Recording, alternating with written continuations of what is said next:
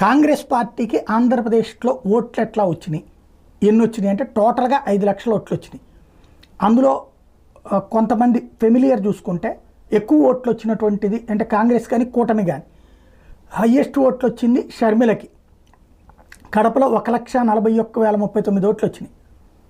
ఆడు కొంగు జాచిన విజయం ఇవ్వలేదు, కానీ 1,41,000 ఓట్లు వైసీపీ నుంచి చీల్చింది.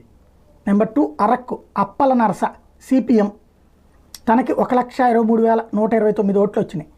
రాజపుల్లయ్య యాదవ్ కర్నూలు 70,373, తిరుపతి చింతామోహన్ 65,523, నంద్యాల లక్ష్మీ నరసింహ యాదవ్ 56,204, హిందూపురం సమద్ షహీన్ 55,059, అలాగే కొప్పుల రాజు 54,844 నెల్లూరు నుంచి, రాజంపేట ఎస్ బాసిత్ 53,300, బాపట్ల జేడీసీలం 43,259, అనంతపురం మల్లికార్జున